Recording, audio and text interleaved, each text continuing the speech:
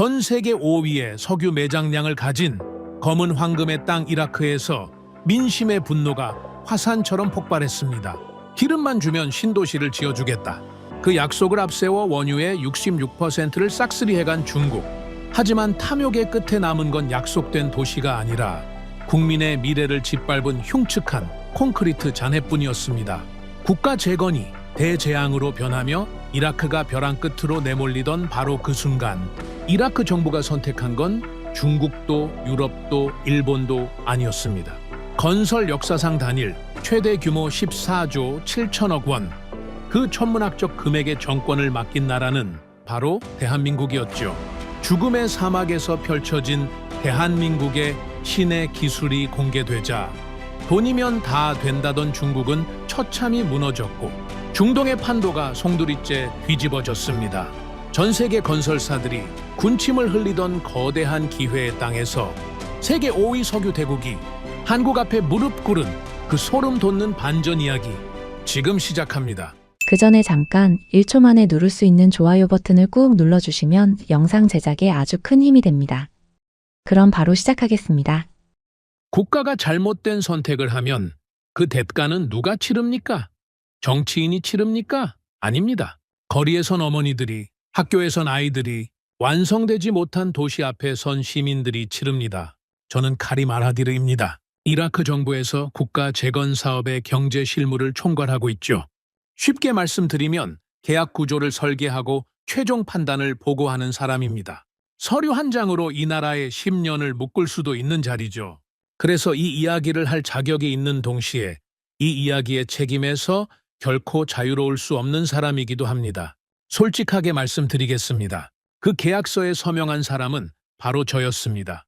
중국과의 대규모 재건 사업이었죠. 구조는 단순했습니다. 우리는 원유를 내주고 그 대가로 도시를 받는 겁니다. 주택 10만 채, 학교, 병원, 도로, 숫자만 놓고 보면 완벽한 거래였습니다. 이라크 전역에 새로운 도시가 들어서고 국민들은 전쟁의 폐허에서 벗어나 새 삶을 시작하게 되는 거였죠. 그런데 숫자는 사막의 열기를 계산하지 못했습니다. 모래폭풍도 예측하지 못했죠. 그리고 무엇보다 약속이라는 것이 종이 위에서만 존재할 수 있다는 사실을 저는 너무 늦게 깨달았습니다. 처음에는 아무도 의심하지 않았습니다. 중국 측에서 보내온 설계도는 훌륭했죠.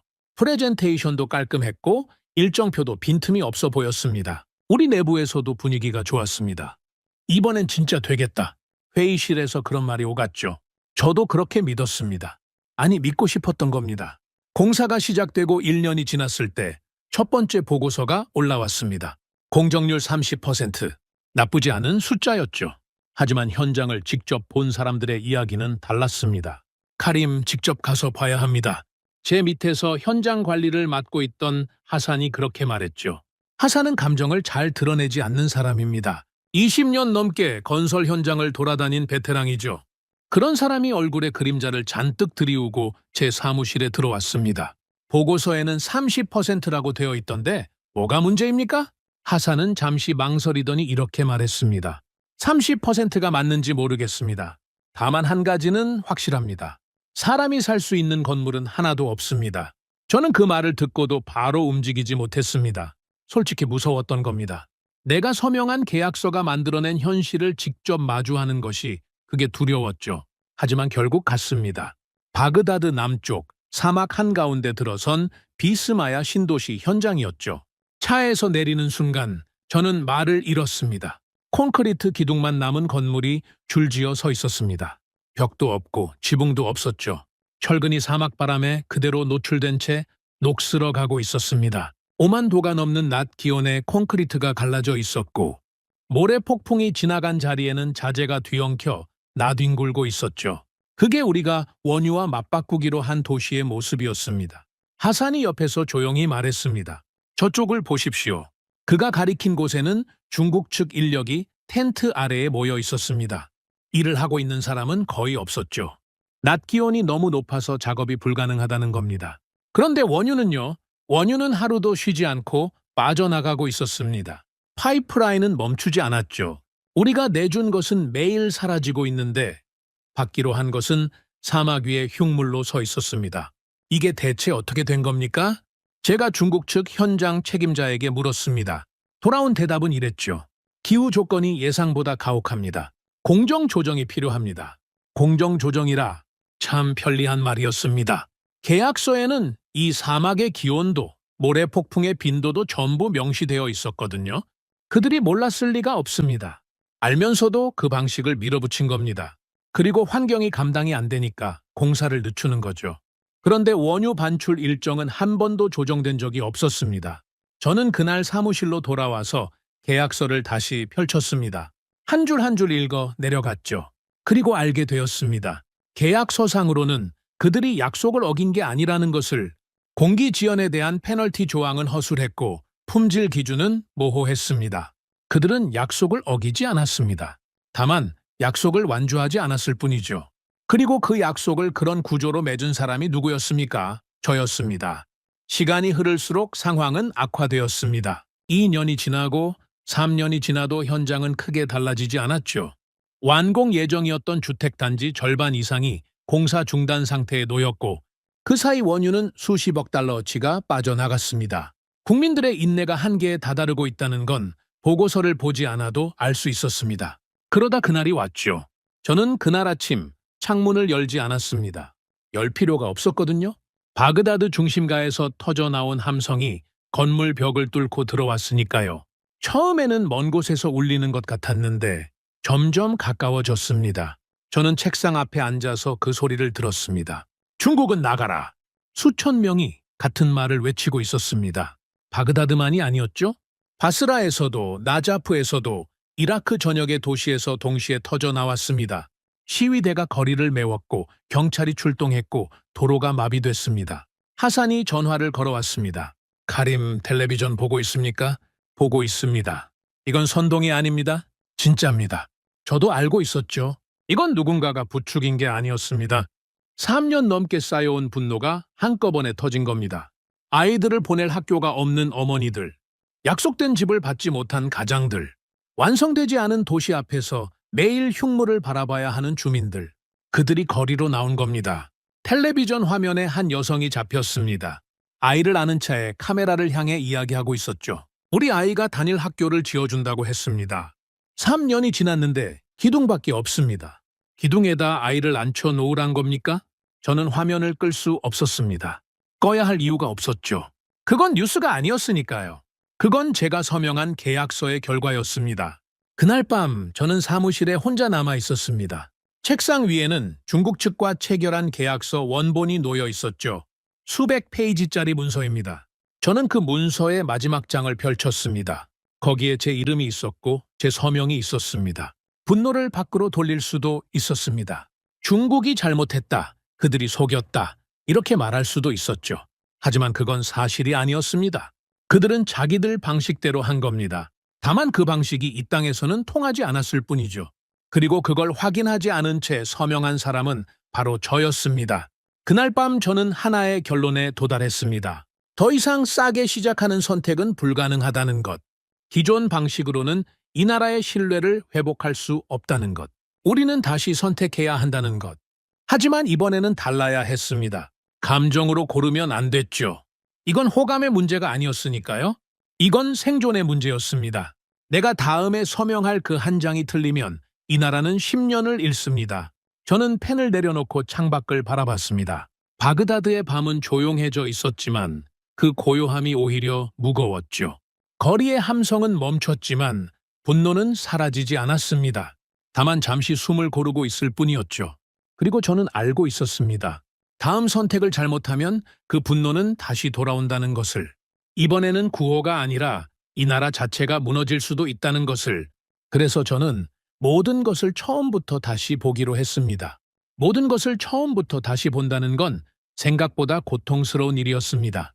왜냐하면 그건 내가 지금까지 해온 판단이 전부 틀렸을 수도 있다는 걸 인정하는 과정이니까요. 저는 재건 사업 전체를 재검토하라는 지시를 내렸습니다.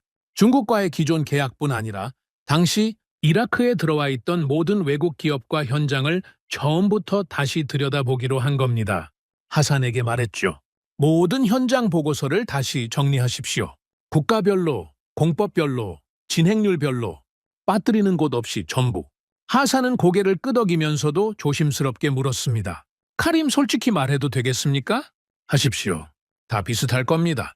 이 사막에서 제대로 된 결과를 낸 곳은 제가 아는 한 없습니다. 저도 그렇게 생각했습니다.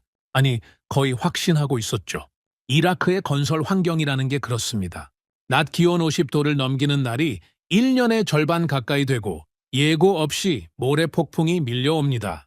콘크리트를 현장에서 타설하면 수분이 순식간에 증발해서 강도가 떨어지죠. 인력은 더위에 쓰러지고 장비는 모래에 파묻힙니다. 어느 나라가 와도 결국 같은 벽에 부딪히는 겁니다. 그래서 이 재검토 작업은 사실 기대 없이 시작한 것이었습니다. 형식적인 절차에 가까웠죠.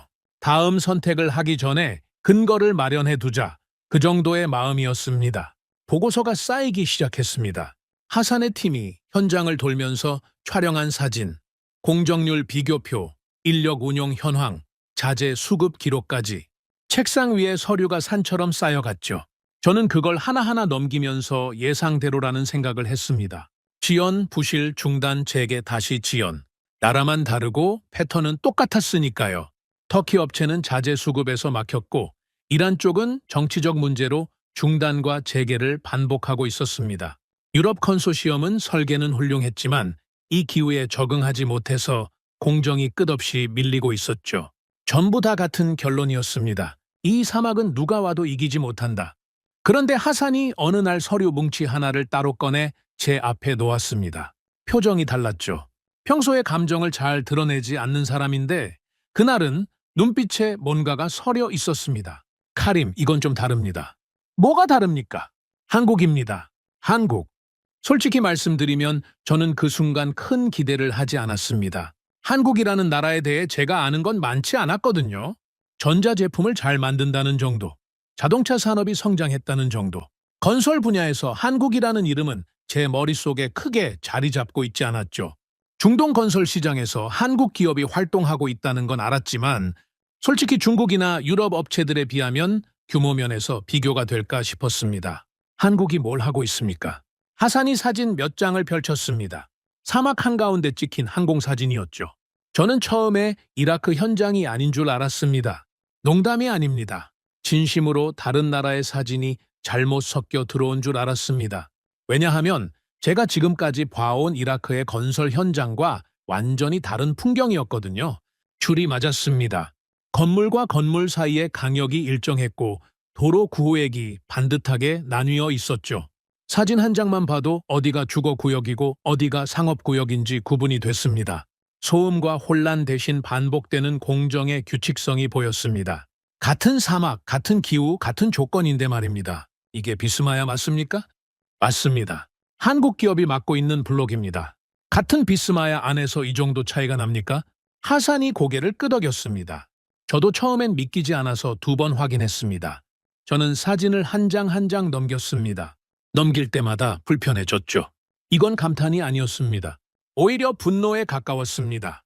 같은 땅 위에서 이런 차이가 가능했다면 우리가 중국에 원유를 퍼주면서 받아낸 그 흉물 같은 결과는 대체 뭐였단 말입니까? 우리가 속은 겁니까? 아니면 우리가 제대로 살피지 못한 겁니까? 저는 직접 가보기로 했습니다. 한국 팀이 작업하고 있는 비스마야 남쪽 구역에 도착한 건 오후 늦은 시간이었습니다. 사막의 열기가 조금 수그러든 시간이었지만 그래도 여전히 숨이 막힐 정도였죠. 차에서 내리면서 저는 무의식적으로 중국 현장을 방문했던 그날을 떠올렸습니다. 텐트 아래 모여 쉬고 있던 인력들, 녹슨 철근, 갈라진 콘크리트. 그 기억이 자연스럽게 비교의 기준이 되었죠.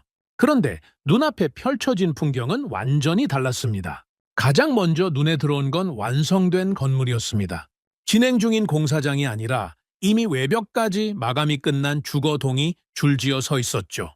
창문이 들어가 있었고 도로가 포장되어 있었으며 가로등까지 세워져 있었습니다. 사람이 들어가 살 수 있는 상태였습니다. 중국 현장에서 봤던 기둥만 남은 골조와는 차원이 다른 풍경이었죠. 이게 한국팀이 한 겁니까? 전부 다 그렇습니다. 우리는 안쪽으로 더 들어갔습니다. 그리고 거기서 저는 이해할 수 없는 장면을 목격했습니다. 공사 현장이 돌아가고 있었습니다. 오후 늦은 시간인데도 인력이 움직이고 있었고 크레인이 작동하고 있었죠. 중국 현장에서는 이 시간이면 작업이 사실상 중단됐었습니다. 더위 때문에 작업이 불가능하다는 게 이유였죠. 그런데 한국 현장에서는 사람들이 움직이고 있었습니다. 더 이상한 건 따로 있었습니다. 현장에서 콘크리트를 치는 작업이 보이지 않았거든요. 대신 거대한 판 모양의 구조물이 트럭에 실려와서 크레인으로 들어 올려지고 있었죠. 마치 블록을 조립하듯이 벽과 바닥이 정확한 위치에 끼워 맞춰지고 있었습니다. 저건 뭡니까? 저 판 같은 건? 하산이 설명했습니다. 한국팀은 건물의 핵심 구조물을 현장에서 만들지 않습니다. 떨어진 곳에 공장을 세워놓고 거기서 미리 생산한 뒤 완성된 상태로 가져와서 현장에서는 조립만 합니다. 공장에서 건물을 만든다고요? 벽체, 바닥 슬래브, 계단까지 전부 공장에서 만듭니다. 공장 안은 온도와 습도가 통제되니까 사막의 열기가 콘크리트 품질에 영향을 줄 수가 없는 겁니다. 저는 한동안 말을 잇지 못했습니다. 가만히 서서 크레인이 구조물을 올리는 걸 지켜봤죠. 한 층이 올라가는데 걸리는 시간이 눈에 띄게 짧았습니다. 소음도 적었고 인력도 많지 않았습니다. 최소한의 사람이 최소한의 동작으로 건물을 세워가고 있었습니다. 그때 한국인 현장 관리자 한 명이 우리 쪽으로 걸어왔습니다. 헬멧을 쓰고 작업복을 입은 채 클립보드를 들고 있었죠. 얼굴이 검게 탔고 사막에서 꽤 오래 일한 사람이라는 게 한눈에 보였습니다. 그가 저를 알아보고 가볍게 인사를 한 뒤 물었습니다. 현장 확인 나오신 겁니까? 네. 몇 가지 직접 보고 싶은 게 있어서 왔습니다. 그는 고개를 끄덕이더니 특별한 설명 없이 현장을 안내하기 시작했습니다. 말이 많지 않은 사람이었죠. 장황한 프레젠테이션도 없었고 자기네 방식이 얼마나 우수한지 자랑하는 것도 없었습니다. 그냥 걸으면서 가리켰죠. 저쪽이 지난달 완공된 구역입니다. 이쪽은 이번 달 안에 마감 들어갑니다. 공장은 저쪽 방향 2km 지점에 있습니다. 그게 전부였습니다. 저는 오히려 그 태도가 더 강하게 와닿았죠. 설득하려 들지 않았습니다. 이미 완성된 결과를 보여줬을 뿐입니다. 말이 아니라 건물이 먼저 서 있었고 약속이 아니라 이미 지어진 도시가 증거로 놓여 있었습니다. 저는 완성된 주거동 하나에 직접 들어가 봤습니다. 벽면을 손으로 만져봤죠. 매끄러웠습니다. 균열이 없었습니다. 중국 현장에서 봤던 갈라진 콘크리트 벽과는 완전히 다른 촉감이었죠. 창문 프레임도 단단했고 바닥 마감도 고르게 처리되어 있었습니다. 하산이 옆에서 조용히 말했습니다. 카림, 제가 30년 가까이 현장을 다녔는데 한국 사람들처럼 일하는 팀은 처음 봅니다. 뭐가 그렇게 다릅니까? 하산은 한참을 생각하더니 이렇게 대답했죠. 중국 현장은 사막과 싸우고 있었습니다. 그런데 한국 현장은 사막을 피해가고 있습니다. 같은 전쟁인데 전략이 완전히 다른 겁니다. 중국은 이 열기 속에서 콘크리트를 부었고 한국은 처음부터 이 열기 밖에서 콘크리트를 만들었습니다. 어느 쪽이 이길지는 물어볼 필요도 없지 않겠습니까? 저는 그 말을 들으며 다시 한번 현장을 둘러봤습니다. 완성된 건물 뒤로 해가 지고 있었죠. 사막의 석양이 건물 외벽에 비치면서 금빛으로 물들고 있었습니다. 아름다운 풍경이었지만 저는 그걸 즐길 여유가 없었습니다. 왜냐하면 이건 단순히 좋은 현장을 발견한 게 아니었거든요. 만약 이게 진짜라면, 만약 한국의 이 방식이 예외가 아니라 이들의 표준이라면 그건 제가 지금까지 내린 모든 판단의 전제가 무너진다는 뜻이니까요. 가격으로 비교하고 속도로 재단하고 규모로 판단해온 그 모든 기준이 처음부터 잘못됐을 수 있다는 겁니다. 차로 돌아오는 길에 저는 하산에게 말했습니다. 한국팀에 대한 자료를 전부 모으십시오. 이 현장의 공정 기록, 품질 검사 결과, 인력 운용 방식, 자재 수급 경로, 하나도 빠뜨리지 마십시오. 하산이 고개를 끄덕이면서 물었습니다. 한국 쪽으로 방향을 바꾸자는 겁니까? 저는 고개를 저었습니다. 아직은 모릅니다. 오늘 본 것이 진짜인지 아닌지를 먼저 확인해야죠. 한 번의 방문으로 국가의 방향을 바꿀 순 없습니다. 그건 제 진심이었습니다. 한국이라는 나라에 대한 호감으로 판단을 흔들 수는 없었죠. 이건 감정의 문제가 아니라 증거의 문제였으니까요. 하지만 동시에 저는 이미 알고 있었습니다. 내 안에서 무언가가 바뀌기 시작했다는 걸. 지금까지는 다음 파트너를 고르는 게 숙제라고 생각했습니다. 그런데 오늘 이후로 질문 자체가 바뀌어 버렸죠. 한국이 보여준 이 결과가 예외적인 행운인지 아니면 반복 가능한 시스템인지 그걸 밝혀내는 것이 이제 제가 해야 할 가장 중요한 일이 되었습니다. 바그다드로 돌아오는 차 안에서 저는 창밖을 바라봤습니다. 사막이 어둠 속으로 잠기고 있었죠. 그 광활한 모래 벌판 위에 중국은 흉물을 남겼고 한국은 도시를 세우고 있었습니다. 같은 땅, 같은 하늘, 같은 바람 아래에서 그 차이가 어디서 오는 건지 저는 아직 정확히 알지 못했습니다. 하지만 반드시 알아내야 했죠. 왜냐하면 이번에 틀리면 다음은 없으니까요. 자료가 모이기 시작하자 저는 더 이상 감정으로 판단할 수 없다는 걸 깨달았습니다. 현장에서 느낀 인상이 아무리 강렬해도 그건 인상일 뿐이죠.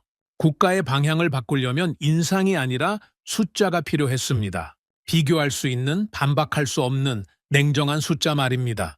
저는 하산에게 지시했습니다. 중국 현장과 한국 현장을 완전히 동일한 기준으로 비교하라고.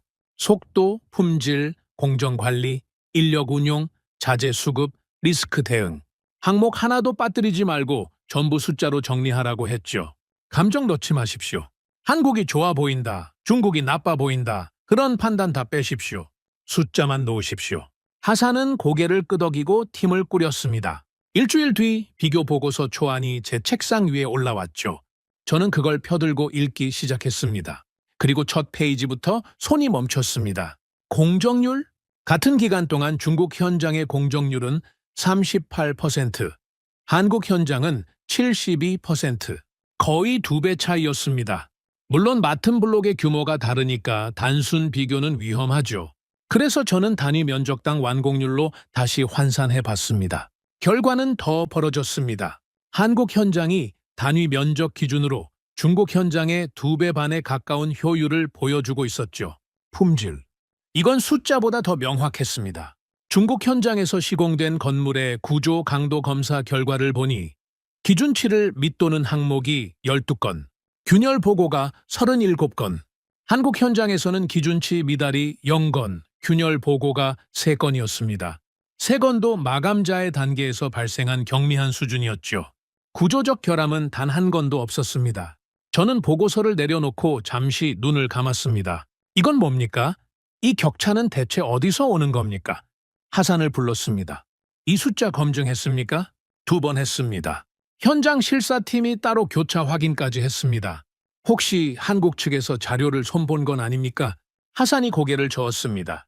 우리 팀이 직접 측정한 겁니다. 한국 측 자료는 참고만 했고 수치는 전부 우리 기준으로 뽑았습니다. 저는 더 이상 의심할 근거가 없었습니다.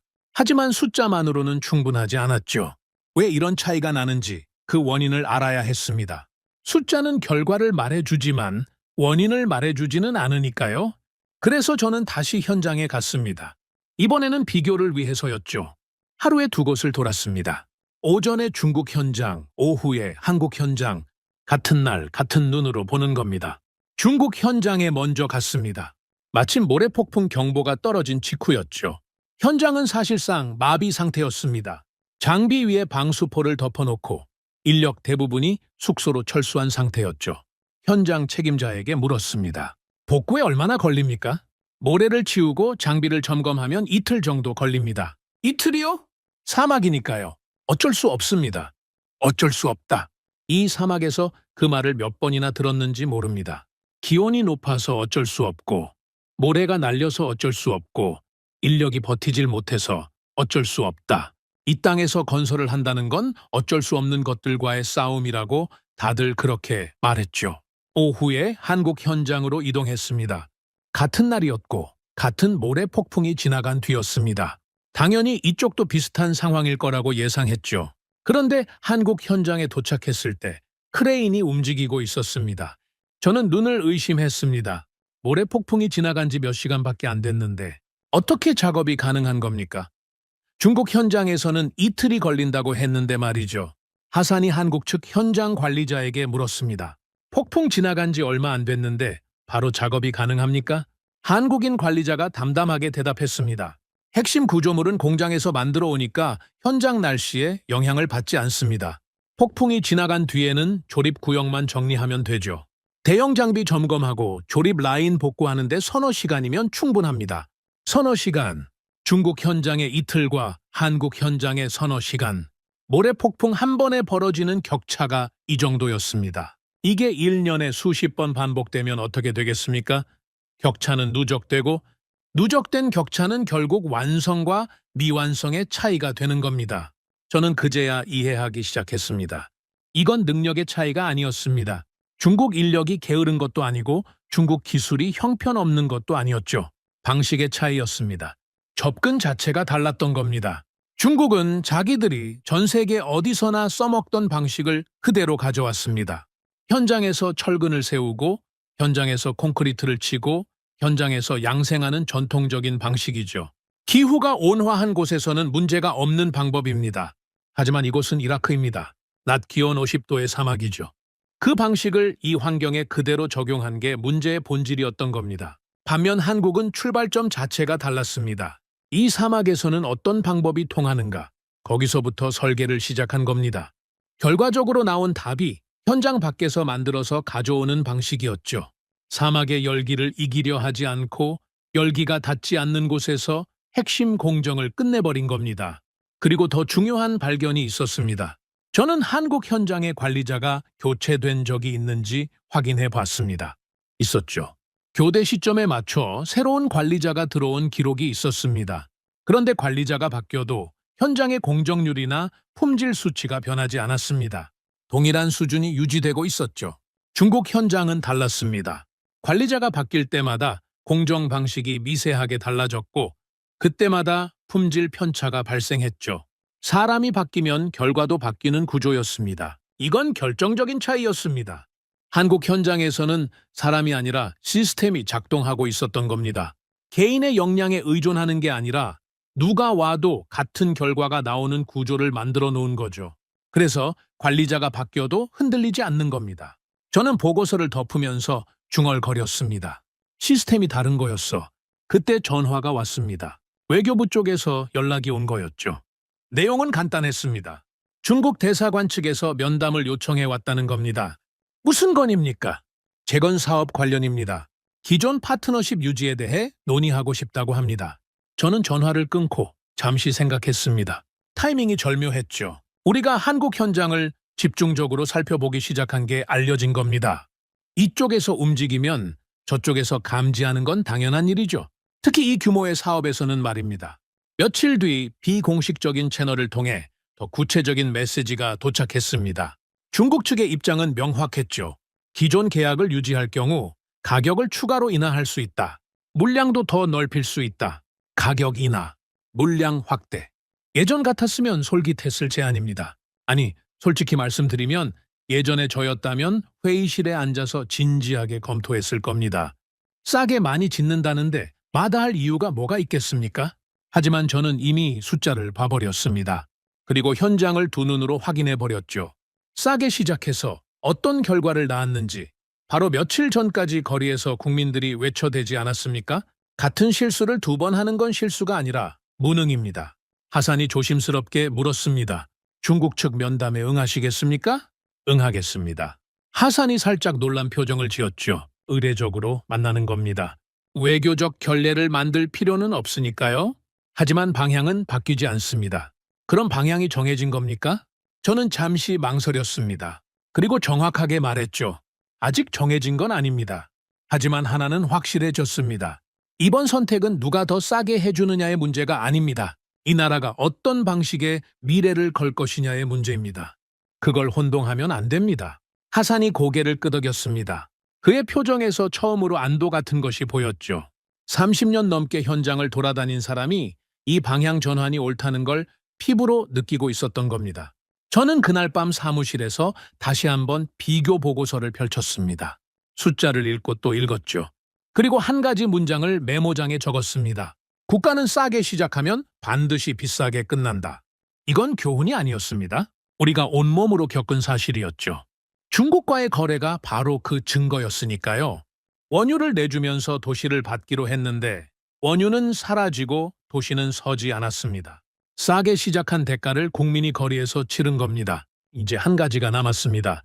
한국이 보여준 이 결과가 계속될 수 있는 건지 아니면 초반에만 좋고 나중에 무너지는 건지 시간이 증명해야 할 부분이었죠. 하지만 적어도 지금까지의 증거는 한쪽이 압도적으로 명확했습니다. 감정을 배제하고 호감을 걷어내고 순수하게 숫자와 현장만 놓고 봤을 때 한국의 방식은 이 사막에서 작동하고 있었고 중국의 방식은 이 사막에서 멈춰 있었습니다. 이건 제 감정이 아니라 이 땅이 말해주는 사실이었습니다. 그리고 저는 한 가지를 더 깨달았습니다. 기술이라는 건 그저 훌륭한 장비를 가져오는 게 아니라는 것을, 환경을 읽고 환경에 맞는 답을 설계하고 그 답을 끝까지 밀고 나가는 것, 그게 진짜 기술이라는 것을. 한국은 그걸 하고 있었고 중국은 그걸 하지 않았습니다. 창밖으로 바그다드의 새벽이 밝아오고 있었습니다. 저는 메모장을 덮고 펜을 내려놓았죠. 마음이 편하지는 않았습니다. 방향을 바꾼다는 건 기존에 쌓아온 모든 관계를 재조정한다는 뜻이니까요. 외교적 압박도 있을 것이고 정치적 잡음도 있을 겁니다. 쉬운 길은 아니었죠. 하지만 쉬운 길을 골랐기 때문에 우리가 이 지경에 온 것 아닙니까? 이번에는 다를 겁니다. 이번에는 쉬운 길이 아니라 맞는 길을 가야 합니다. 방향을 정하는 것과 확신을 갖는 것은 전혀 다른 문제입니다. 저는 한국 현장이 보여준 결과에 주목하고 있었지만 그것만으로 국가의 미래를 걸 수는 없었죠.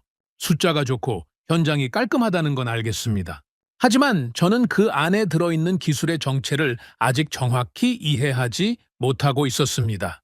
겉으로 보이는 결과가 아니라 그 결과를 만들어내는 구조를 파악해야 했죠. 왜냐하면 이 사업은 주택 몇 채 짓는 게 아니라 도시 전체를 세우는 일이니까요. 초반에 잘 돌아간다고 끝까지 잘 돌아가리라는 보장은 어디에도 없었습니다. 저는 중국에서 이미 그 교훈을 뼈저리게 배웠죠. 처음에 설계도는 훌륭했고 처음에 프레젠테이션은 완벽했고 처음에 약속은 빈틈이 없었습니다. 그런데 결과는 어떻게 됐습니까?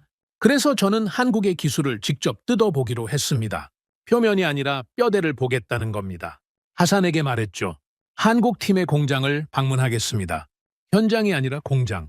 건물을 만든다는 그곳을 직접 봐야 합니다. 하산이 한국 측에 연락을 넣었고 이틀 뒤에 일정이 잡혔습니다. 비스마야 현장에서 차로 약 20분 거리에 위치한 생산 공장이었죠. 저는 그날 아침 일찍 출발했습니다. 솔직히 말씀드리면 가는 길에도 마음 한편에서는 경계심이 사라지지 않았습니다. 이게 정말 되는 건지 아니면 잘 포장된 또 하나의 약속인지. 한 번 속은 사람은 두 번째부터 모든 것이 의심스러운 법이죠. 공장에 도착했을 때 첫인상은 의외로 소박했습니다. 거대한 첨단 시설을 예상했는데 눈앞에 보이는 건 사막 위에 세워진 대형 철골 구조물이었죠. 화려하지 않았습니다. 하지만 안으로 들어가는 순간 저는 발걸음을 멈출 수밖에 없었습니다. 규모가 상상 이상이었습니다. 축구장 여러 개를 이어놓은 것 같은 공간 안에서 콘크리트 구조물이 줄줄이 만들어지고 있었죠. 벽체, 바닥 슬래브, 계단, 발코니 패널까지 건물의 모든 부분이 이 안에서 생산되고 있었습니다. 가장 먼저 눈에 들어온 건 온도였습니다. 바깥은 45도가 넘는 사막이었는데 공장 내부는 서늘했죠. 정확히 말하면 서늘한 게 아니라 통제되고 있었습니다. 온도와 습도가 일정하게 관리되고 있었죠. 안내를 맡은 한국인 기술자가 설명했습니다. 말투가 간결한 사람이었죠. 콘크리트는 양생 과정에서 온도와 습도의 영향을 직접적으로 받습니다. 바깥에서 타설하면 수분이 너무 빨리 증발해서 내부에 미세균열이 생기죠. 이게 장기적으로 구조 강도를 떨어뜨립니다. 공장 안에서 만들면 그 변수를 완전히 제거할 수 있습니다. 저는 물었습니다. 그럼 바깥에서 짓는 것과 비교해서 강도 차이가 얼마나 납니까? 같은 배합 기준으로 약 30% 이상 높은 강도가 나옵니다. 환경 변수를 제거했기 때문이죠. 30%. 같은 재료, 같은 배합인데 환경만 바꿨을 뿐인데 30%가 차이 난다. 저는 그 숫자를 머릿속에서 곱씹었습니다. 중국 현장에서 갈라져 있던 콘크리트 벽이 떠올랐죠. 그게 기술 부족이 아니라 환경 통제의 실패였다는 걸 이제야 정확히 이해한 겁니다. 공장 안을 따라 걸으면서 생산 과정을 하나하나 봤습니다. 철근이 자동으로 배치되고 콘크리트가 주입되고 일정 시간 양생을 거친 뒤 틀에서 분리되는 과정이 연속적으로 이루어지고 있었죠.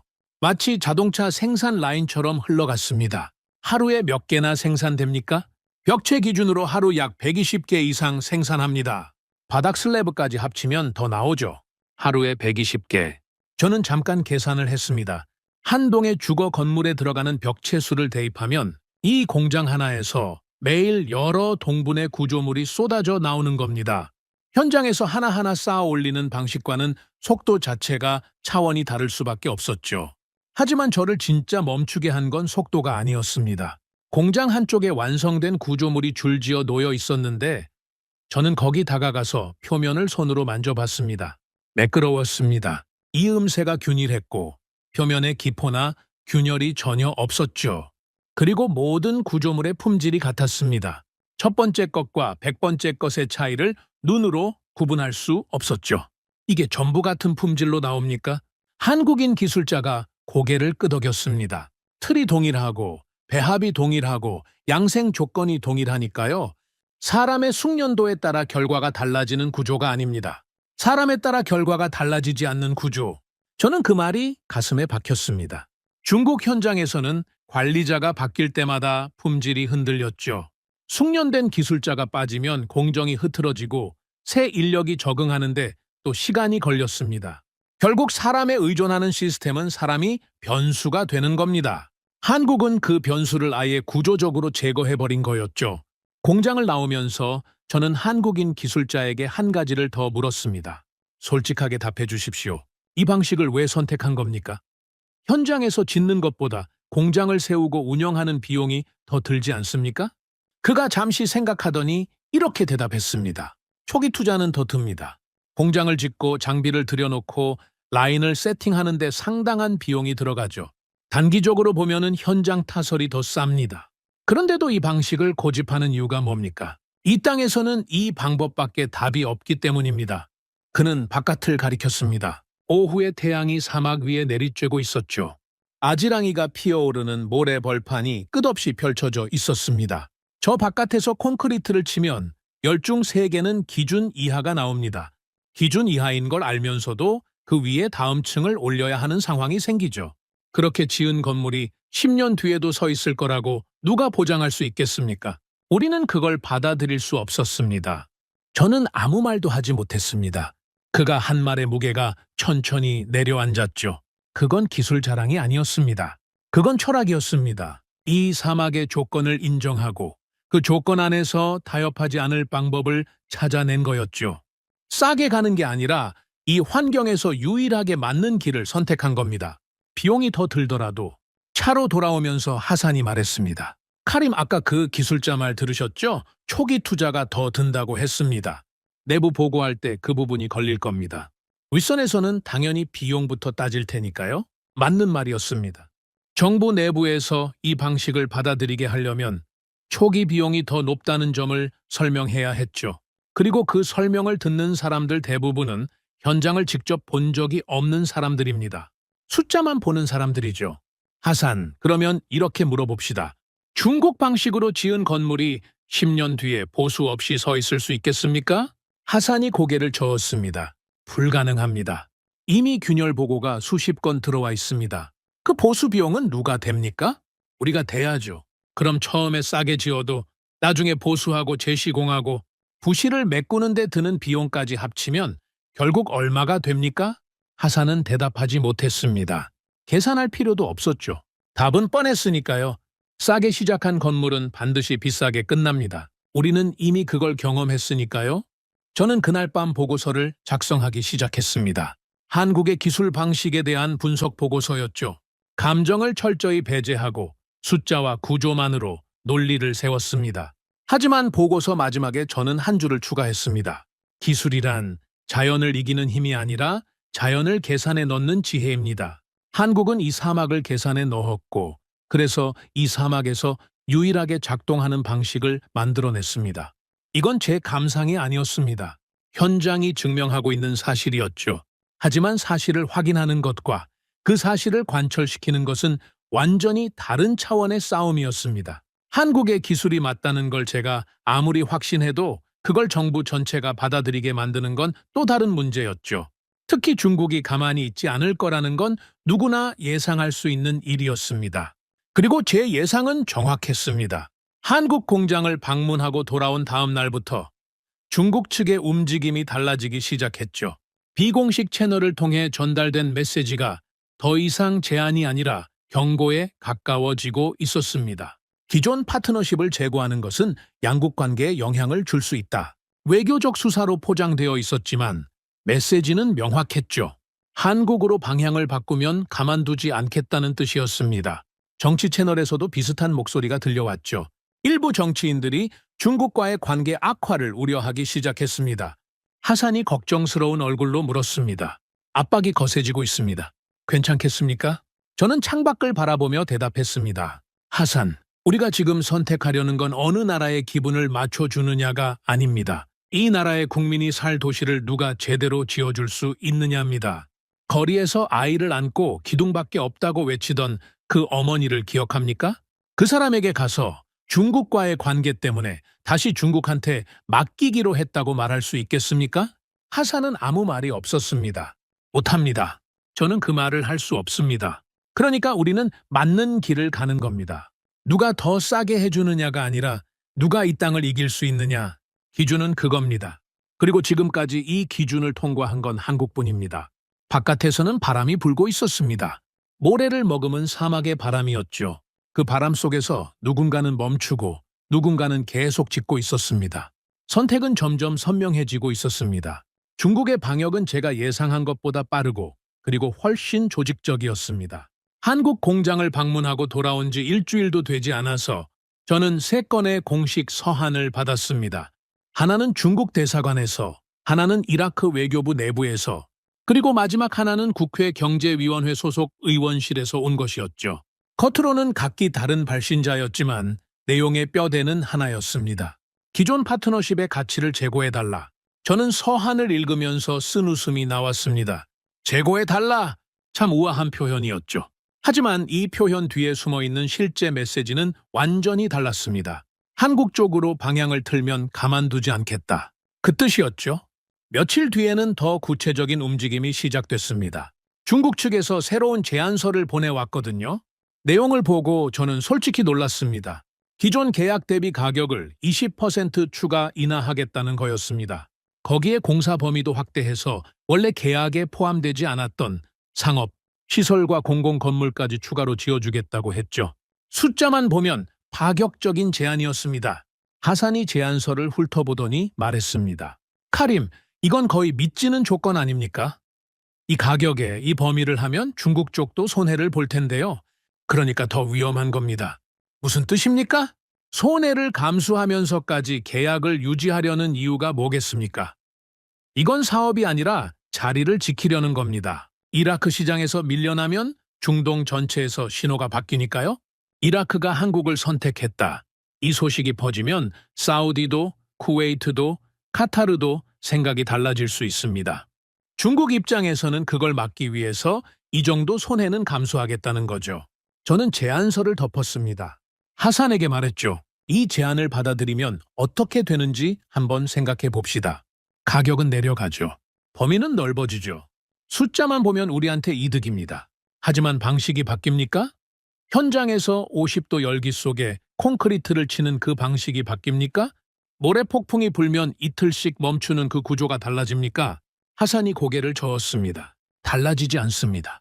그렇습니다. 가격을 아무리 내려도 방식이 같으면 결과도 같습니다. 3년 전에 우리가 본 바로 그 흉물이 다시 반복되는 겁니다. 다만 이번에는 더 넓은 면적에 더 많은 원유를 내주고 나서 말이죠. 하산이 한숨을 쉬면서 물었습니다.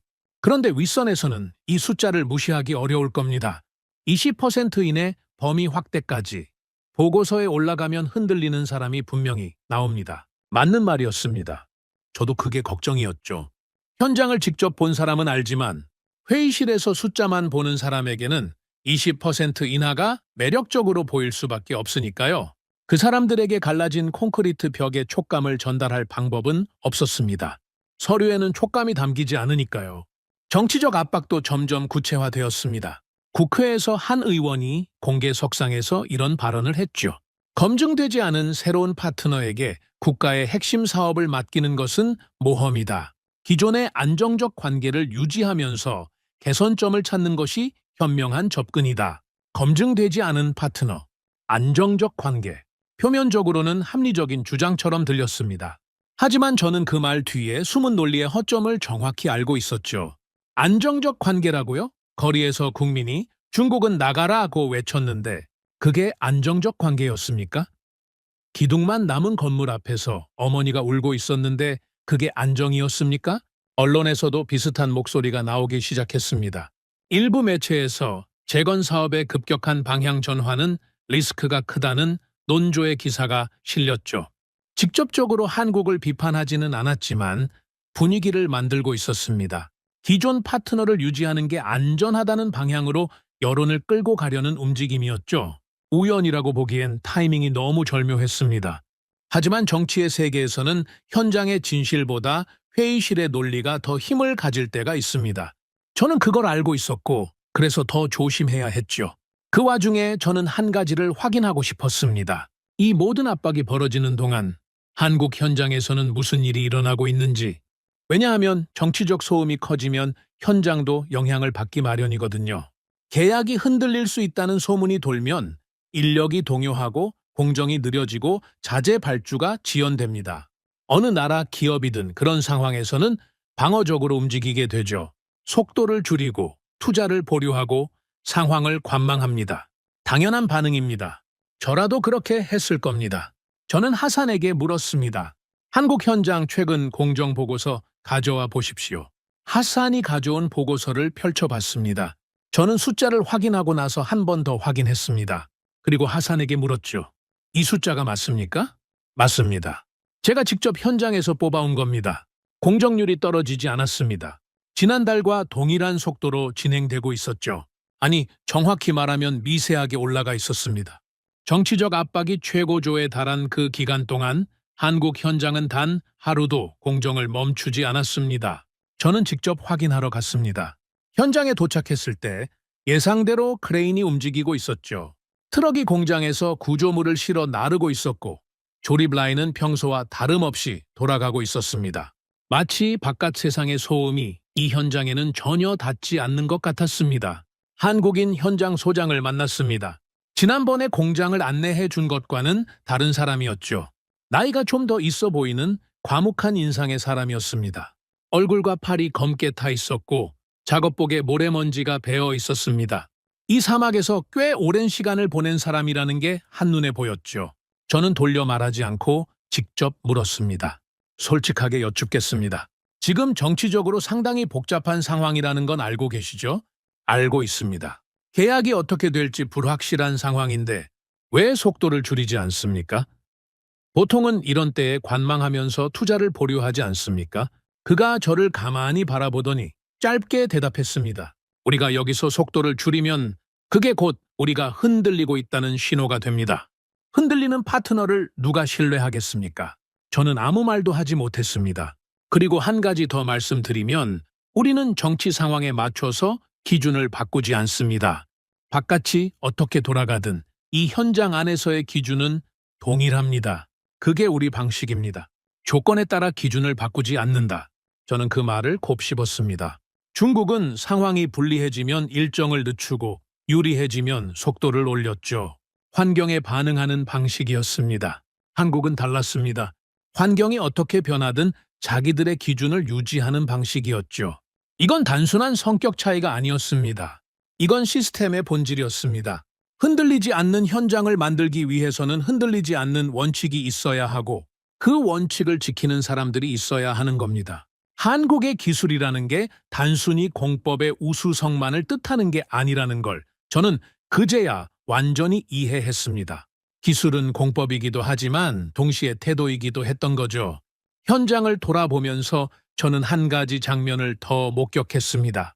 한국인 기술자 한 명이 이라크인 노동자 옆에 쪼그려 앉아서 도면을 펴놓고 뭔가를 설명하고 있었죠. 언어가 완벽하게 통하지는 않는 것 같았습니다. 손짓과 그림을 섞어가면서 이야기하고 있었거든요. 하지만 그 이라크인 노동자의 표정에는 짜증이나 답답함이 없었습니다.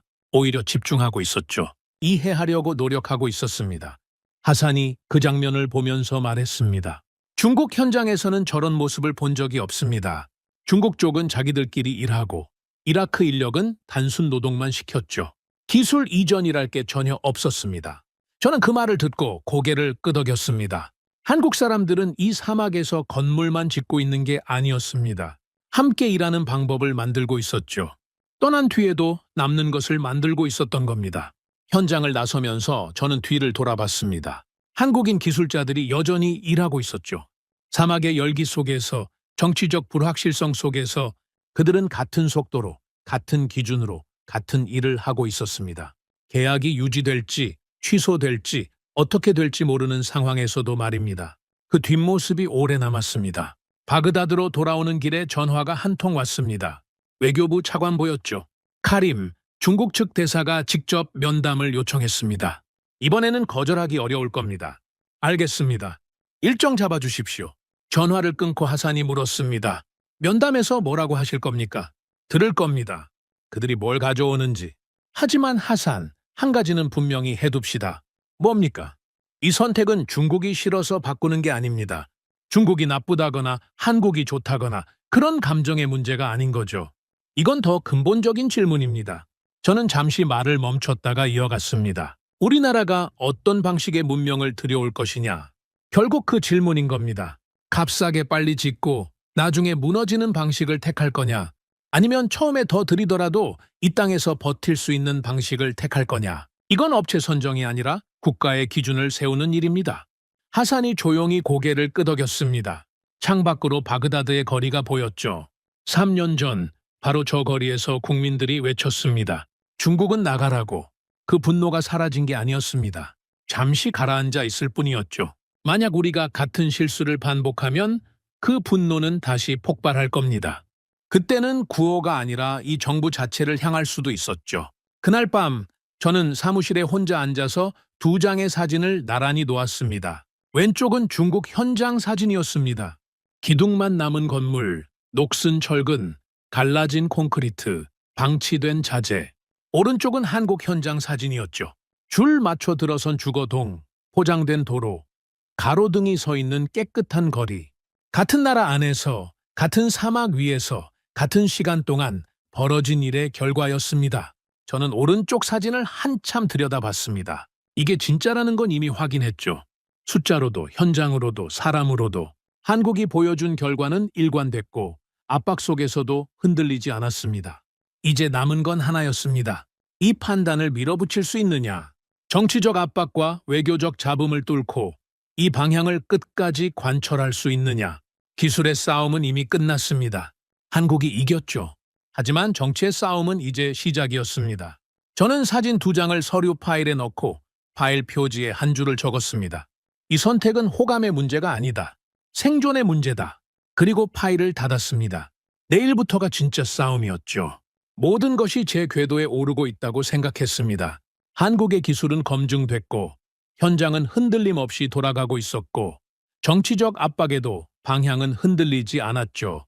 저는 처음으로 이 사업이 제대로 될 수 있겠다는 감각을 느끼기 시작했습니다. 조심스럽게, 아주 조심스럽게요.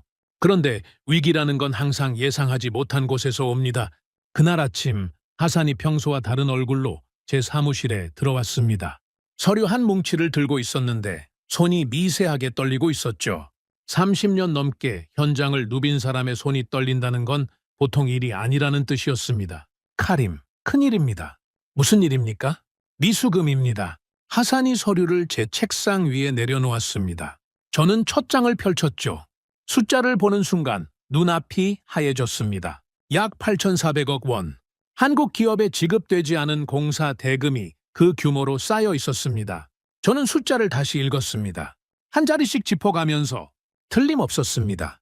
8,400억 원이 밀려 있었죠. 이게 어떻게 된 겁니까? 하산이 설명했습니다. 원인은 복합적이었죠. 이라크 정부의 예산 집행 지연, 원유 가격 변동으로 인한 재정 수입 감소, 그리고 여러 부처 사이의 행정 절차 병목이 겹친 결과였습니다.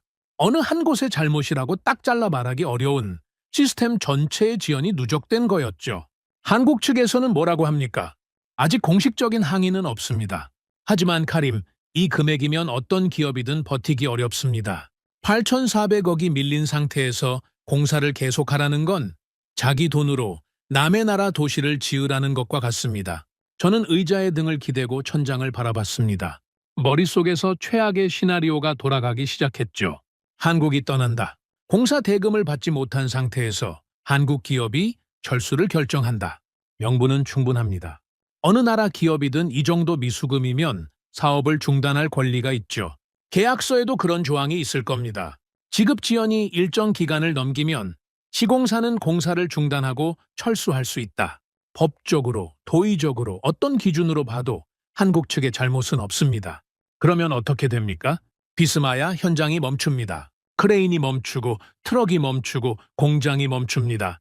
지금까지 쌓아올린 모든 것이 그 자리에서 정지하는 거죠.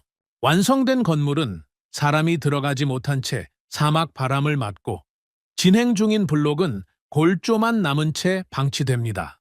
중국이 남긴 흉물과 똑같은 풍경이 되는 겁니다. 다만 이번에는 변명할 수도 없죠. 중국 때는 그래도 그들의 기술이 부족했다고 말할 수 있었습니다. 하지만 이번에는 한국의 기술은 완벽했습니다. 문제는 우리였죠. 돈을 제때 주지 못한 건 우리니까요. 그리고 가장 두려운 건 그 다음이었습니다. 한국이 떠나면 다음에 누가 오겠습니까?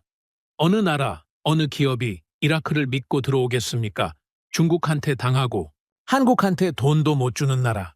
그 낙인이 찍히면 우리는 다시는 제대로 된 파트너를 구하지 못할 수도 있었습니다. 저는 두 손으로 얼굴을 감쌌습니다. 하산이 조용히 서 있었죠. 솔직히 두려웠습니다. 이 이야기를 하면서 처음으로 이 말을 합니다. 저는 그 순간 진심으로 두려웠습니다.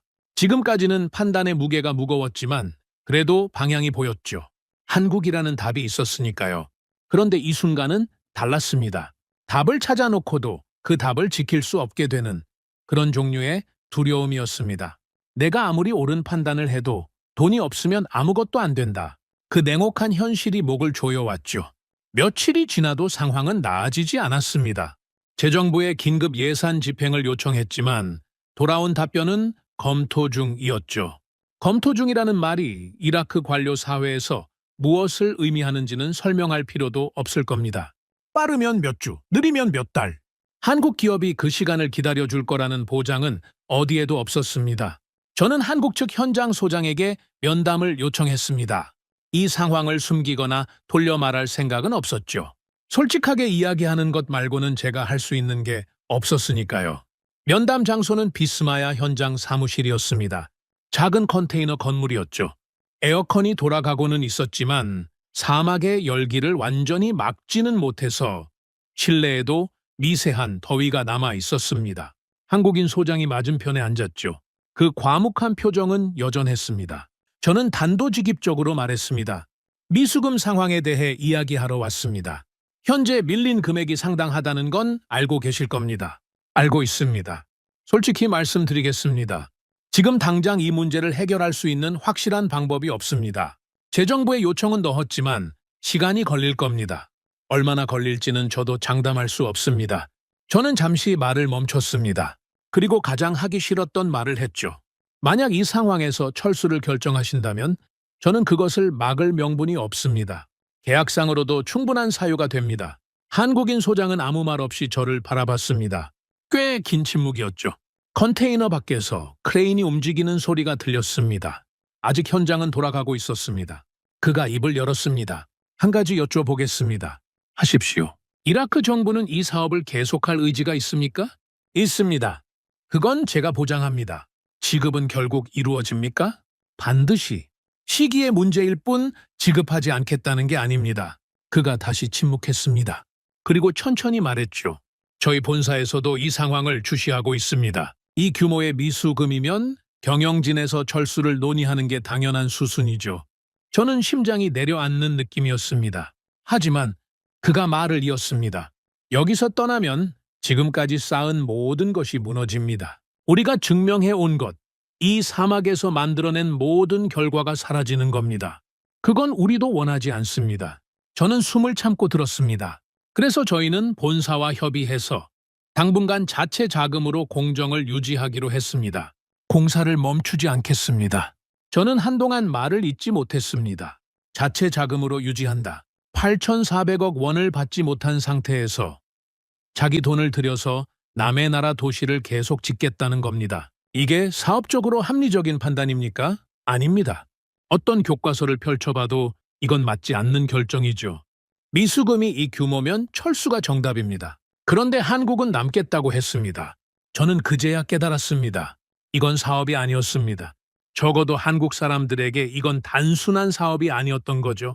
그들에게 이 현장은 자기들의 기술과 방식과 철학을 증명하는 장소였던 겁니다. 여기서 물러나면 기술이 무너지는 게 아니라 자기들이 믿어온 모든 것이 무너지는 거였죠. 그래서 남은 겁니다. 돈 때문이 아니라 자기들이 세워온 것을 지키기 위해서. 면담을 마치고 컨테이너를 나서는데 현장에서 크레인 소리가 들렸습니다. 트럭이 구조물을 실어 나르고 있었고 한국인 기술자들이 이라크인 노동자들과 함께 조립 작업을 하고 있었죠. 8,400억 원이 밀린 상태에서 이 사람들은 여전히 일하고 있었습니다. 아무 일 없다는 듯이. 아니, 아무 일 없는 게 아니라 일이 있어도 멈추지 않는 거였죠.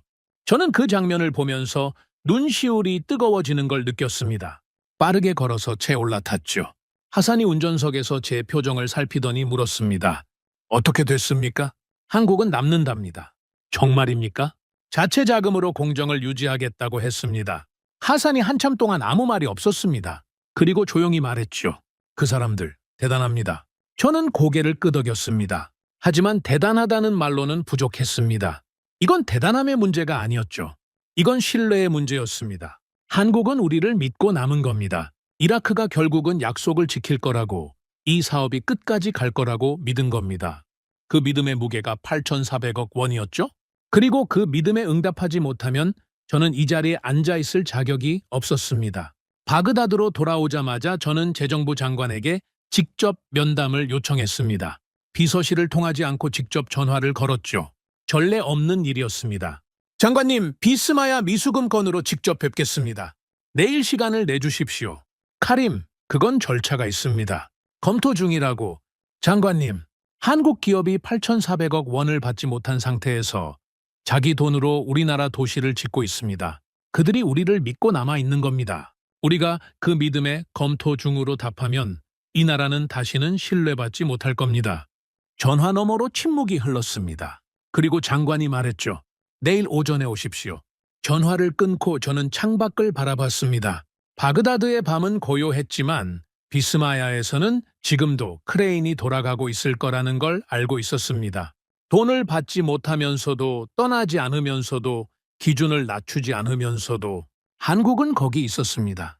기술의 시험은 모래폭풍 속에서 끝났고 태도의 시험은 정치적 압박 속에서 끝났습니다. 그리고 지금 신뢰의 시험이 진행 중이었죠.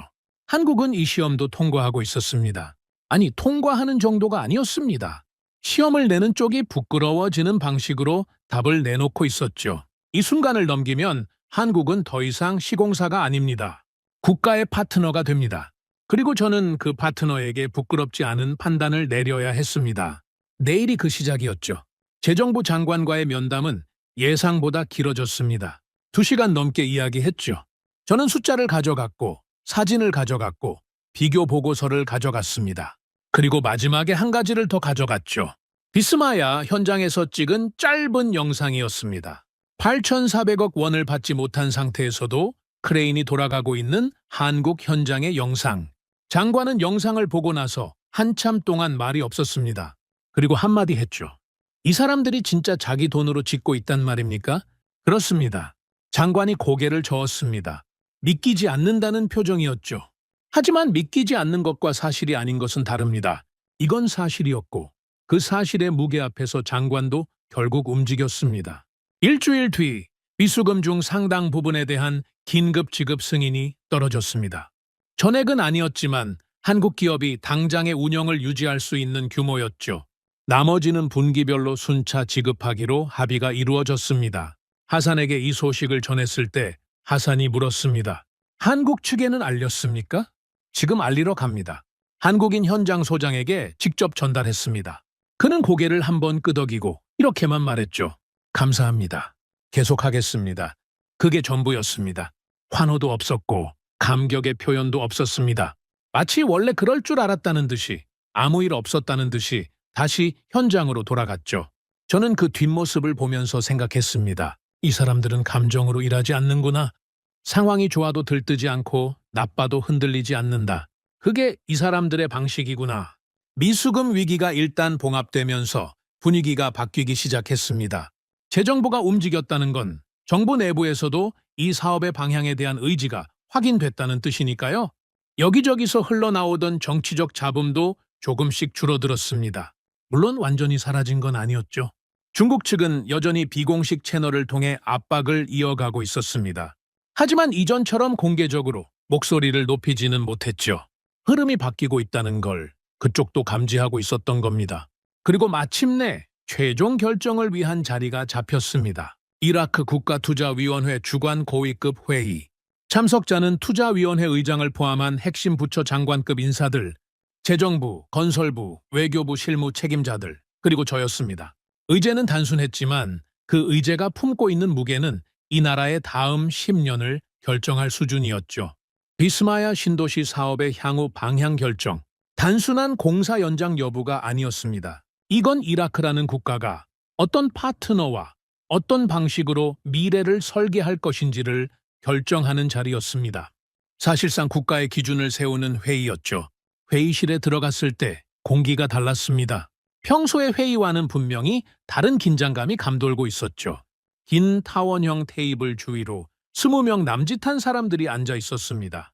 서류가 쌓여 있었고 노트북이 열려 있었고 보좌관들이 뒤편에서 메모를 준비하고 있었죠. 창밖으로는 바그다드의 오후 햇살이 들어오고 있었지만 그 햇살조차 무겁게 느껴졌습니다. 회의는 예상대로 논쟁으로 시작됐습니다. 먼저 입을 연 건 외교부 측이었죠. 중국과의 관계를 고려해야 합니다. 기존 파트너를 전면 교체하는 것은 외교적 리스크가 큽니다. 중국은 이라크의 최대 원유 구매국 중 하나입니다. 이 관계에 균열이 가면 에너지 수출에도 영향이 있을 수 있습니다. 일리가 있는 주장이었습니다. 무시할 수 없는 현실이었죠. 이라크 경제에서 원유 수출이 차지하는 비중을 생각하면 중국과의 관계는 분명히 신중하게 다뤄야 할 문제였습니다. 다음은 재정부였습니다. 비용 측면에서도 검토가 필요합니다. 한국 방식은 초기 투자가 높습니다.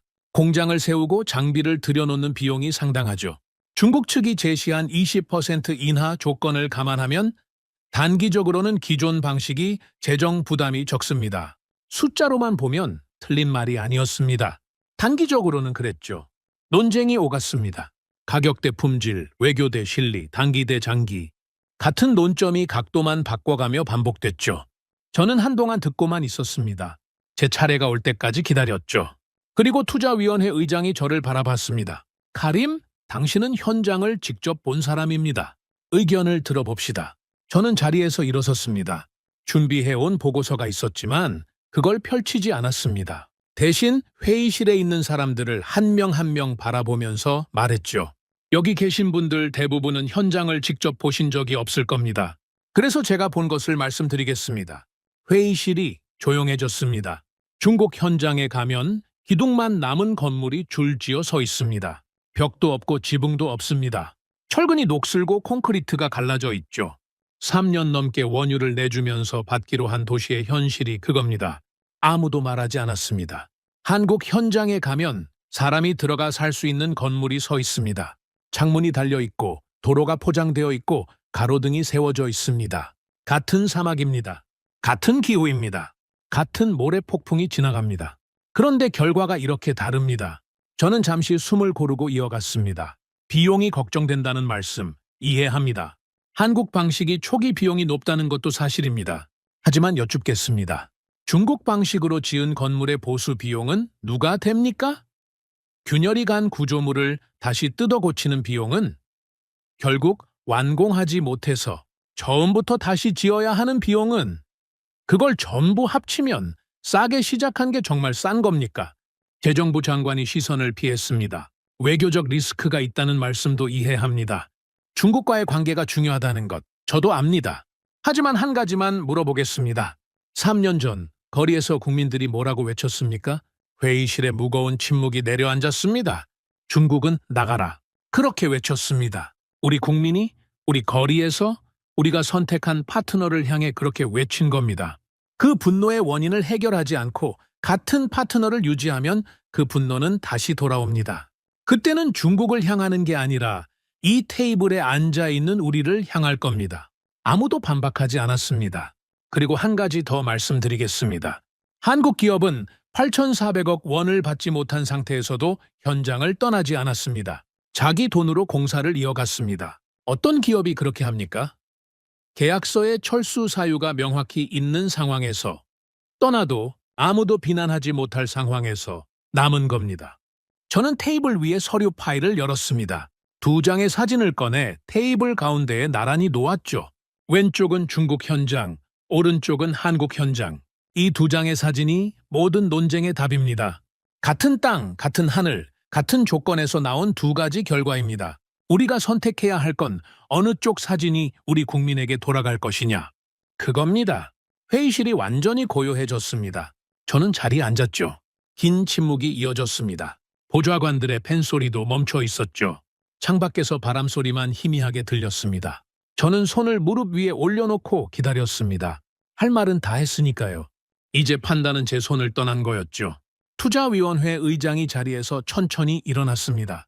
60대 후반에 흰 머리카락이 섞인 중후한 인상의 사람이었죠. 이라크 정재계에서 30년 이상을 보낸 사람이었습니다. 그가 테이블 가운데 놓인 2장의 사진을 내려다봤습니다. 오른쪽 사진, 한국 현장 사진을 한참 바라보더니 회의실 전체를 둘러봤죠. 그리고 한 문장을 말했습니다. 우리는 돈에 베팅하는 게 아닙니다. 당신들의 방식에 베팅하겠습니다. 회의실의 공기가 바뀌었습니다. 순간적으로, 하지만 분명하게. 반대 의견을 내던 사람들도 더 이상 입을 열지 않았죠. 의장의 한마디가 테이블 위의 모든 논쟁을 끝낸 겁니다. 후속 절차는 빠르게 진행됐습니다. 기존 계약이 수정 체결됐죠. 계약 금액은 대폭 증액되었습니다. 공사 기간은 장기로 연장됐고 자녀 주택과 기반 시설에 대한 권한이 한국 측에 전면 위임됐습니다. 단순한 시공 계약이 아니었죠. 도시 전체의 설계와 완성을 맡기는 수준이었습니다. 서명이 이루어지는 순간 저는 펜을 들고 잠시 멈췄습니다. 몇 년 전 이와 같은 자리에서 중국과의 계약서에 서명했던 기억이 스쳤거든요. 그때도 이 자리에서 펜을 들었습니다. 그때는 숫자가 완벽하다고 믿었죠. 그리고 그 결과가 어떻게 됐는지는 이미 다 말씀드렸습니다. 이번에는 달랐습니다. 이번에 제가 믿는 건 숫자가 아니었죠. 사막 위에서 이미 증명된 방식, 압박 속에서도 흔들리지 않은 태도, 돈을 받지 못하면서도 떠나지 않은 사람들. 그게 이번 서명의 근거였습니다. 펜을 내려놓은 뒤 한국 측 대표와 악수를 했습니다. 그는 짧게 말했죠. 잘 만들겠습니다. 3마디였습니다. 장황한 감사 인사도 거창한 약속도 없었죠. 그냥 잘 만들겠다고. 그런데 그 3마디가 제가 지금까지 들은 어떤 프레젠테이션보다 무겁게 느껴졌습니다. 왜냐하면 이 사람들은 말로 약속하는 사람들이 아니라 이미 만든 것으로 증명하는 사람들이었으니까요. 회의실을 나서면서 하산이 옆에서 조용히 말했습니다. 카림 해냈습니다. 저는 고개를 저었습니다. 아직 아닙니다. 계약은 시작일 뿐이죠. 이 계약이 끝까지 가야 합니다. 건물이 서고 사람이 들어가 살고 아이들이 학교에 다니고 그때서야 해낸 겁니다. 하지만 속으로는 알고 있었습니다. 오늘 이 자리에서 바뀐 건 계약서만이 아니라는 걸. 이라크가 파트너를 고르는 기준이 바뀐 겁니다. 누가 싸게 해주느냐가 아니라 누가 끝까지 남느냐. 이제 그게 우리의 기준이 됐죠. 건물 밖으로 나왔을 때 바그다드의 저녁 바람이 불었습니다. 사막의 모래를 머금은 따뜻한 바람이었죠. 그 바람을 맞으면서 저는 비스마야를 떠올렸습니다. 지금 이 순간에도 한국 기술자들은 거기서 일하고 있을 겁니다. 크레인은 돌아가고 있을 거고 트럭은 구조물을 실어 나르고 있을 거고 사막 위의 도시가 한층 한층 올라가고 있을 겁니다. 이제 그 도시는 우리가 함께 만드는 겁니다. 비스마야의 계약이 체결된 뒤 저는 한동안 긴장을 놓지 못했습니다. 계약서에 서명하는 건 시작일 뿐이라는 걸 저는 뼈저리게 알고 있었으니까요. 중국과의 계약도 서명하는 순간에는 완벽해 보였습니다. 문제는 항상 그 이후에 드러나죠. 그래서 저는 지켜봤습니다. 수정 계약이 체결된 이후 한국 현장이 어떻게 변하는지, 아니 변하지 않는지를. 달이 지나고 계절이 바뀌고 또 달이 지나도 한국 현장은 같았습니다. 같은 속도, 같은 기준, 같은 방식, 계약 금액이 올라갔다고 해서 갑자기 더 잘하는 것도 아니었고, 그렇다고 느슨해지는 것도 아니었죠. 처음부터 끝까지 동일한 수준이 유지되고 있었습니다. 비스마야의 변화가 나타나기 시작한 건 그 즈음이었습니다. 완성된 주거동에 실제로 사람들이 입주하기 시작한 거죠. 처음에는 소규모였습니다. 몇십 가구가 먼저 들어갔죠. 하지만 그 몇십 가구의 반응이 퍼지기 시작했습니다. 하산이 어느 날 현장에서 돌아와서 말했습니다. 카림, 입주한 주민들 반응을 직접 들어봤습니다. 어떻습니까? 한 가장이 이렇게 말하더군요. 처음에는 믿지 않았다고. 또 기둥만 세워놓고 끝나는 줄 알았다고. 그런데 진짜 집이 완성되어 있으니까 열쇠를 받는 순간 손이 떨렸답니다. 저는 그 말을 듣고 한참 동안 아무 말도 하지 못했습니다. 기둥만 세워놓고 끝나는 줄 알았다. 그게 이라크 국민이 자기 나라의 재건 사업에 갖고 있는 기대치였던 겁니다. 기대가 아니라 체념이었죠. 우리가 국민에게 안겨준 게 그거였습니다. 약속은 지켜지지 않는다는 학습. 그런데 한국이 그 학습을 깨뜨리고 있었습니다. 실제로 완성된 집을 넘겨주는 것으로 입주가 확대되면서 비스마야는 점점 도시의 모습을 갖춰가기 시작했습니다. 주거동만 서 있던 구역에 상점이 생기고 아이들이 뛰어노는 소리가 들리기 시작했죠. 학교 건물도 올라가고 있었고 의료시설 기초 공사도 진행 중이었습니다. 사막 위에 세워진 콘크리트 구조물이 아니라 사람이 살아가는 도시가 만들어지고 있었습니다. 저는 그 풍경을 보면서 생각했습니다. 이게 되는구나. 이 사막에서 정말로 도시가 만들어지는구나. 몇 년 전만 해도 불가능하다고 여겨졌던 일이 눈앞에서 벌어지고 있었죠. 그리고 그걸 해내고 있는 건 한국 사람들이었습니다. 하지만 이야기가 여기서 끝나면 이건 그저 성공적인 건설 프로젝트에 대한 기록일 뿐이겠죠. 비스마야가 의미 있었던 건 그 자체로서만이 아니라 그것이 열어준 다음 질문 때문이었습니다. 이 파트너십은 어디까지 갈 수 있는가? 비스마야는 주택 도시였습니다. 규모는 컸지만 성격은 분명했죠. 주거 인프라를 건설하는 사업이었습니다. 하지만 이라크가 진짜로 필요한 건 주택만이 아니었습니다. 이 나라가 다시 일어서려면 경제의 동맥이 되는 인프라가 필요했죠. 그리고 그 동맥의 중심에 있는 게 바로 항구였습니다. 알포항, 이라크가 가진 유일한 페르시아만 관문입니다. 이 항구를 통해 이라크의 물자가 나가고 세계의 물자가 들어옵니다. 에너지, 물류, 안보, 이 세 가지가 교차하는 국가 핵심 축이죠. 이라크의 지도를 펼쳐놓고 보면 알포항의 위치가 왜 중요한지 단번에 이해할 수 있습니다. 페르시아만에서 시작해서 이라크 내륙을 관통하고 더 나아가면 터키와 유럽으로 이어지는 길의 시작점이 바로 거기니까요. 알포항 개발은 이라크 정부가 오래전부터 추진해온 국가 전략 사업이었습니다. 하지만 번번이 좌절됐죠. 규모가 워낙 크고 기술적 난이도가 높고 무엇보다 이 사막의 환경 속에서 대규모 항만을 건설하는 건 차원이 다른 과제였으니까요. 여러 나라가 도전했고 여러 번 시작됐지만 제대로 완성된 적은 한 번도 없었습니다. 그리고 이번에 다시 경쟁이 붙었습니다. 비스마야 이후 이라크 정부가 알포항 사업의 새로운 파트너를 선정하겠다고 발표했거든요. 전 세계 건설사들이 움직이기 시작했죠. 중국도 당연히 나섰습니다. 비스마야에서 밀려난 뒤 중국은 알포항에 모든 것을 걸고 있었죠. 외교 채널을 총동원했고 파격적인 조건을 제시했습니다. 가격은 최저 수준, 공기는 최단 기간, 거기에 자금 조달까지 자기들이 하겠다는 조건이었죠.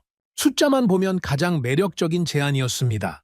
다른 유럽과 아시아 기업들도 참여했지만 사실상 중국의 제안을 넘어서기 어려운 조건이었죠. 정부 내부에서도 흔들리는 사람들이 있었습니다. 비스마야는 한국이 잘했지만 알포항은 규모가 다르다. 한국 기업이 이 규모를 감당할 수 있겠느냐는 목소리가 나왔죠. 합리적인 의문이었습니다. 비스마야는 주택 도시였지만 알포항은 국제 항만입니다. 규모도, 복잡성도, 지정학적 무게도 차원이 달랐으니까요. 투자위원회에서 다시 회의가 소집됐습니다. 의장이 저를 불러 물었죠. 카림, 알포항 건은 어떻게 봅니까? 저는 솔직하게 대답했습니다. 비스마야에서 한국이 보여준 건 이 사막에서 작동하는 유일한 방식이었습니다. 하지만 알포항은 다릅니다. 규모가 다르고 성격이 다르고 걸린 것이 다릅니다. 그래서 비스마야의 성공만으로 알포항을 판단해서는 안 됩니다. 의장이 고개를 끄덕였습니다. 그러면 검증을 다시 해야 합니다. 비스마야는 시험대였습니다. 한국이 이 사막에서 일할 수 있는지를 확인하는 시험이었죠. 한국은 그 시험을 통과했습니다. 이제 알포항은 그 다음 단계입니다. 이 파트너가 국가의 핵심 인프라까지 맡을 수 있는지를 확인하는 단계죠. 저는 자리에서 일어서면서 말했습니다. 하지만 한 가지는 분명히 말씀드리겠습니다. 우리가 알포항의 파트너를 고를 때 기준은 이미 정해져 있습니다. 비스마야에서 세운 기준이죠. 누가 싸게 하느냐가 아니라 누가 이 땅에서 끝까지 해내느냐. 이 기준을 바꿀 이유는 없습니다. 검토가 시작됐습니다. 저는 하산과 함께 모든 후보의 제안서를 분석했죠. 중국의 제안은 숫자상으로 여전히 가장 매력적이었습니다. 하지만 저는 숫자 뒤에 숨어 있는 것을 봤죠. 같은 방식이었습니다. 현장 타설, 환경 변수에 대한 대비 부재, 사람에 의존하는 구조. 비스마야에서 실패한 바로 그 방식이 포장만 바뀐 차에 다시 올라온 거였습니다. 한국 측의 제안은 달랐습니다. 가격은 중국보다 높았죠. 공기도 더 길었습니다. 하지만 제안서 안에는 비스마야에서 쌓은 경험이 녹아 있었습니다.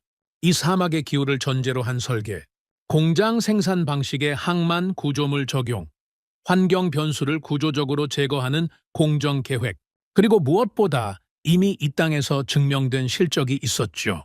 제가 최종 분석 보고서를 투자위원회에 제출했을 때 결론은 명확했습니다. 비스마야가 의심을 지웠다면 알포항은 의심의 관을 닫아야 합니다. 투자위원회의 결정은 생각보다 빠르게 나왔습니다. 길고 격렬한 논쟁이 있을 거라고 예상했는데 이번에는 달랐죠. 비스마야의 경험이 말해주고 있었으니까요.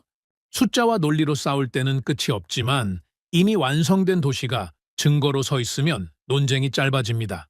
한국이 다시 선택됐습니다. 이 결정이 갖는 의미는 비스마야 때와는 차원이 달랐습니다. 비스마야는 주택 사업이었죠. 하지만 알포항은 국가의 관문입니다. 경제의 동맥이고 안보의 축이며 이라크가 세계와 연결되는 창구죠.